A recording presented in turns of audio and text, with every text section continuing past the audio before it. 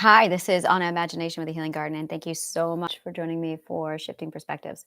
So, one of the fun aspects of authenticity is being absolutely naked, right down to the core of what exactly it is you stand on every topic, where it is you stand on every topic, and what exactly that entails. And this is where, when it comes to authenticity, it can be tedious and it can be absolutely putting a person right down to the core of their ethics because you cannot claim authenticity if you have not done research ethically, you have not dug into a full comprehension or knowing of what it is you're doing, dealing with, or talking about.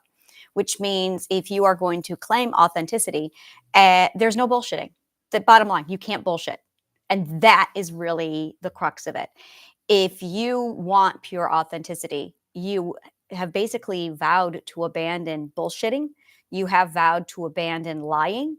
Self honesty is mandatory. Like it's like there's a code, a pirate code. A pirate code. There's a pirate code, if you know what I mean.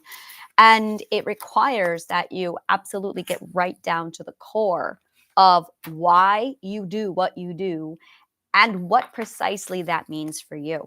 So, authenticity, I'm going to go ahead and break this down. And that's it. Is it's absolutely a no BS way of living. They're just cut and dry. You can't you have to be fully honest with yourself. There is no ifs, ands, or buts. And you have to get really comfortable with the phrase, I don't know. Because if you don't know something, you can't fall back to dishonesty, bullshitting. It doesn't work that way because the moment you do that, you fail at authenticity. You're not being authentic. So it's no bullshitting, being fully self honest, and it's also a full comprehension. So if you don't understand something, if you don't know something, there's bottom line. You cannot adopt a point of view or an opinion on something unless you've studied it. So then you have to get very comfortable with one of two things, either researching up on something or basically educating yourself, or you have to basically adopt the perspective of no comment. I don't have the knowledge to comment one way or the other. And that puts you at a significant disadvantage if you're going to form an opinion. So when you're doing something like building a society, building a way of life for yourself, suddenly when it comes right down to it, you can't bullshit. And this is really the crux of healing. This is where people claim they want authenticity, but they really don't quite understand what that looks like. Now, as far as authenticity goes, this is one of my favorite things. You have authenticity, and people are very much the words I'm looking for. Everyone, there's a lot that's trending, and there's a lot of people who jump from all of these different things. And every time they jump, they get closer to the point, the real deal. And people are starting to jump onto authenticity. And I'm sitting here doing my little giggling, going, you got it right this time. This is it. This is the real one. Authenticity is not trending. Authenticity is the real fucking deal. That is the final answer. So, whenever you have something that's trending, like meditation was trending, holistic arts was trending, what is it called? Cupping was trending at one point. And people, once they realized that, no, that's not quite it, the phase ended and then they jumped to the next thing. Now there's a whole lot of people jumping on authenticity and they're not jumping off of it. I'm going to tell you right now, they're not going to jump off of it because authenticity is the final answer. That's the real deal. That's the treasure trove at the end of the rainbow. That's it. So while all of these trends are coming and going, and that's a trend, it's something that comes and then they realize, oh, this isn't the answer, and they throw it away. That's why it's a trend. Authenticity is the next trend, but it's also the right answer. So people are going to get onto authenticity and go, wow, this is actually it. But you have to understand what authenticity is for it to stick. And it's not the problem. It's just you have to really delve into the psychology to comprehend what authenticity is. So, authenticity is literally no BS. You cannot bullshit yourself. There is no mask wearing in authenticity. There is self honesty. You have to use the phrase, I don't know. And now that's going to put you in one of two positions. Either you find out, which means you will educate, or you will remain ignorant. And once you become at that point, now it becomes a matter of time. Like, okay, that's something I need to research. How long are you going to put it off before you finally get to a point where you say, I really have to form an opinion on this? And then full comprehension. You cannot form an opinion on X without doing the work. And you can't not do the work and then pretend that you have, because that's not authentic. Authenticity is honesty. That's what it is. It's not lying to yourself, not lying to your abusers, not lying to people. Authenticity is just pure 100% honesty, mostly with yourself, exclusively with yourself. I really need to learn how to turn the sound off because it drives me crazy. So, full comprehension requires education, requires awareness, and it requires honesty. So, here I am, and I'm pulling apart, well, I'm pulling apart money. I'm looking at money going, where is this hiccup happening? What's going on with it? And I have a lot of people coming in, financial advisors, and for God's sakes, my partner is like, he has a master's degree in economics. And I'm just sitting here going, I don't understand what's going on. And I'm at a point where I'm like, I can't bullshit it any longer. I have everything in my life figured out except income. So I finally got to a point, and I've got this gentleman I've been speaking to, and he's huge into investment. In New York City, it's like you can't spit without hitting someone in investment. You just like Wall Street is right there, you know? So you spit and you hit the ball. I mean it's right there. So I have yet again another person who's into finance, and we're developing a preliminary. We're in the preliminary stages of friendship, and he's talking to me about money and finance and investment, and I already know where I want to go with it. I'm like, yeah, I want to go into real estate, and Bitcoin is absolutely not something I'm touching, which is ironic because Bitcoin is 100% abstract, and I don't trust it with a 10-foot pole because people aren't ready to grasp the concept of abstract in money yet. They haven't even grasped the basic concept of abstract. And then trying to do abstract in finance. I mean, technically, all money is abstract, but like, let's master kindergarten level abstract and then we'll graduate up to like advanced abstract. I think Bitcoin is ahead of its time. My personal opinion, I am very, very solidified on you need a system that's abstract before you bring Bitcoin into it. And you don't have that. You have a very physical world and no defined abstract world. And now you're bringing in Bitcoin. So Bitcoin is a great idea on paper, but it's too soon. It's just not ready for it. And I believe that once Authenticity City gets established and people are starting to comprehend, oh, it's an abstract city, that's when you have an abstract community. You have an abstract home. You have an abstract mindset, abstract place of belonging. Now we can introduce Bitcoin. But they're putting the cart before the horse. And that's why Bitcoin isn't sticking yet. It's why it's not stable. It's because it requires ABC of the psychological scale, and it's an X. And they're not ready for it. So it's not it's there's a lot of problems with Bitcoin right now. So and it's great for some people who really can grasp abstract concepts. But like I said, you need the groundwork first. Now, my problem with all of this is I lack basic economics. I never studied economics. I studied finance, I studied money, but I didn't study economics. And now I'm sitting here going, wait a minute, what is economics? So I pulled it out, and I love this. This is where I love my brain. I went back to the beginning. I went back to the beginning, and let me just pull this up over here. Just give me a moment here. It's in down below. So basically, it's a dissection of incentive, resources, value, and utility. Now, in all the research I've done and all the people I've talked to, they have marketing and they're sitting there going, "Oh, you need to do value." No one talks about utility. So I'm like, okay, well, that's a huge crux that everybody kind of left out when they were telling me all of these things. And then resources is the other one that they absolutely left out of. They talked about incentive and they talked about value, but they've neglected resources and utility. And my brain is 100% theoretical. If I don't understand the theory, it's not going to work for me because authenticity is honesty, full comprehension. Because I lacked full comprehension, I could not be authentic. If I lack authenticity in something, it's not going to go anywhere. So I realized this today of I'm not being authentic with money, which is why it's stuck. And so I can't bring it on board unless I'm authentic with it, and I can't be authentic with it until I dissect it and get it down to it. But money is abstract. It's just the energy flow of exchange and bartering. What happened prior to that was negotiations and bartering, and what happened prior to that was trade. And what happened prior to that was, well, nothing, because everyone basically hoarded it and everyone had their own thing. And this is where we started to collect shells or pearls, precious, pretty things from nature that other people would value. And interesting how this comes into it. And so it would be, if you think back to very, very early tribes, like, well, Native Americans is a great example.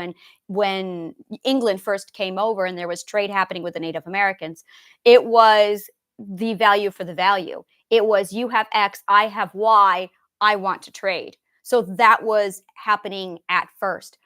And it was absolutely extraordinary. And it's that concept.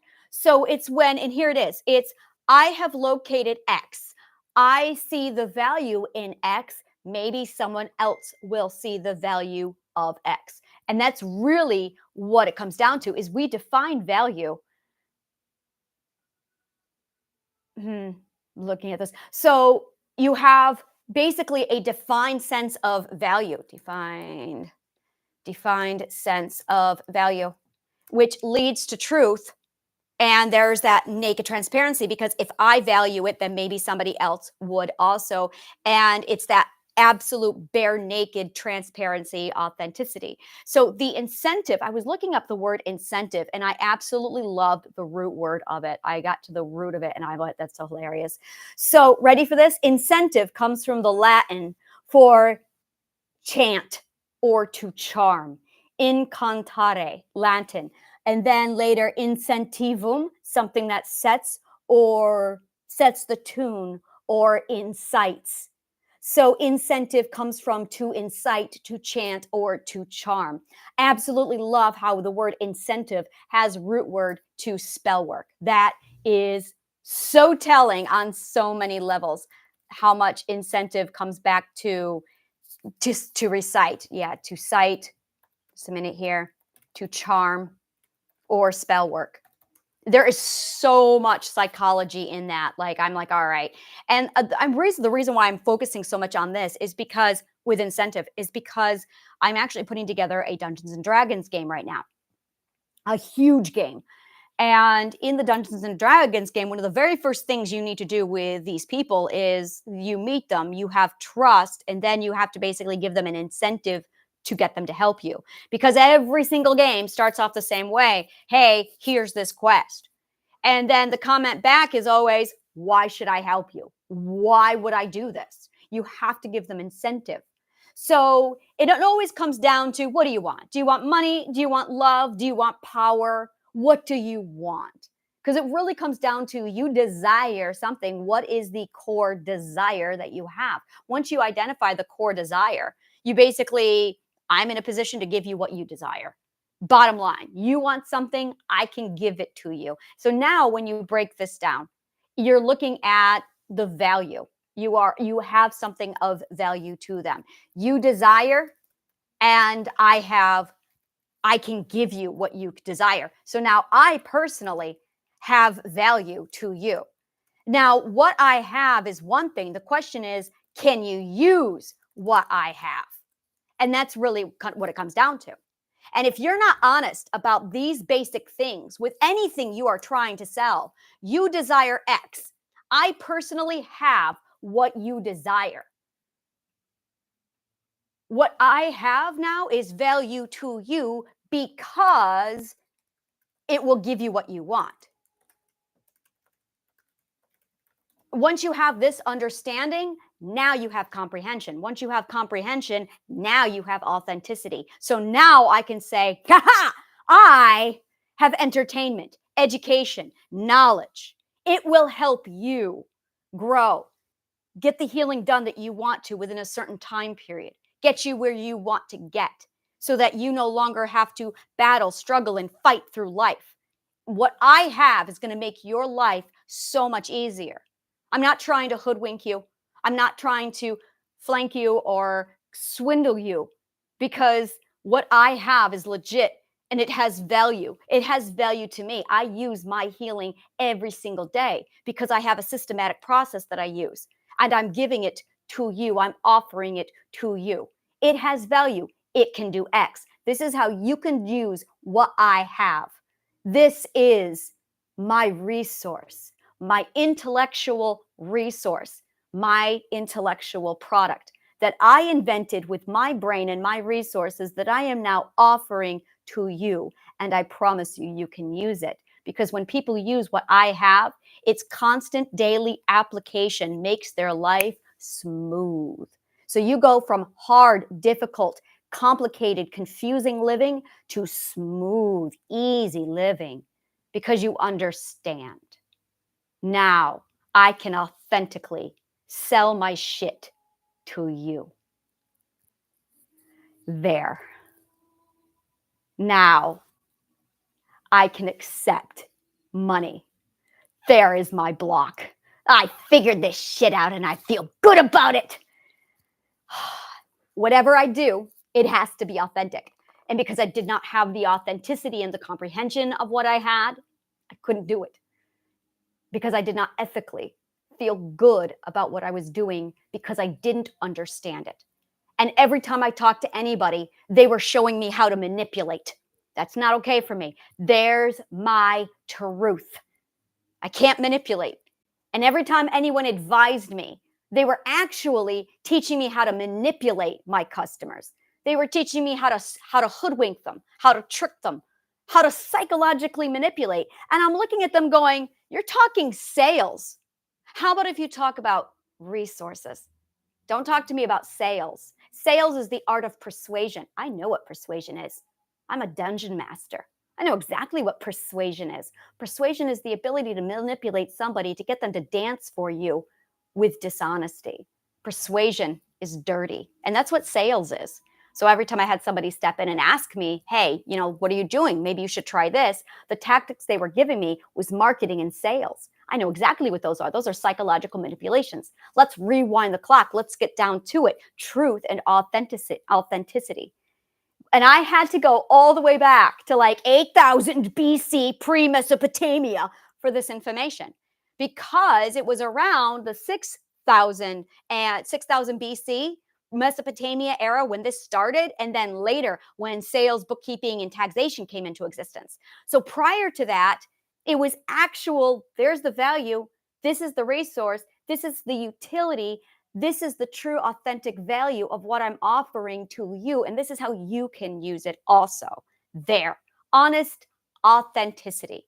It was the psychological manipulation that came out much later. And if I'm sitting here preaching and living and dying all over authenticity, then marketing and sales are out of it. I can't use it. And I sat there, I did research on sales. Like I literally studied with the United States' top salesman. He's won several awards and he took me under his wing for 4 months. And all he did was teach me sales. And I brought in my psychology and the two of us just went at it back and forth over it. When I was done, I walked away going, well, I know every manipulative sales tactic in the world, but that's not honest. That's not going to work for me. So all the sales training that I got was moot. And then I went into marketing, same thing. It was all, these are how you can manipulate people. These are all the subliminal messages. This is all the redundancy. And I'm going, I know what that is. That's brainwashing. I know exactly what that is. Show me something truth. Show me something that's not manipulative. And it was absolutely getting all the way back to economics and scarcity mindset and basic trade. Basic trade is where it is. This is what I have. This is the value. This is what it's called. Now, this is the utility. Oh my God. Now that's pure, beautiful, clean, crystal, just buttering. Now I'm ready to do this shit. I can put this bed now. Now I can sleep well tonight. So there is peace in me. Thank you so much. If you love shit like this, like, subscribe, follow, comment below. Let me know what part of this resonated with you. And take a look at the Authenticity Cities directory, Linktree account below. Thank you so much. And may the kindest of words always find you.